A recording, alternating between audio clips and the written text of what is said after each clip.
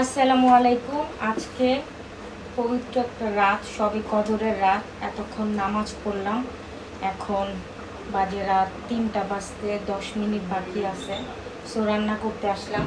যে লাউটা আমি পারছি সেই লাউটা রান্না করতেছি। মসুরির ডাল দিয়ে রান্না করতেছি। এটা একদম শুকায়া যাবে, পরে দেওয়া বাগার দিব। তারপর আদিত্য লাউ মাছ এগুলো খায় না, আদিবের জন্য আলু দিয়ে দেশি মুরগির ঝোল করতেছি আদিবের জন্য। আর হলো এই তেলাপিয়া মাছ ভুনা করব পেঁয়াজ দিয়ে, তেলাপিয়া মাছ ভুনা করব। আর যেটা বলতে নিচ্ছি সেটা হলো আজকে সবার জন্য দোয়া করলাম, পৃথিবীর সকল বাবা মার জন্য দোয়া করেছি এবং সকল মানুষদের জন্য দোয়া করেছি। সবাই ভালো থাকবেন, সুন্দর থাকবেন এবং সুস্থ থাকবেন।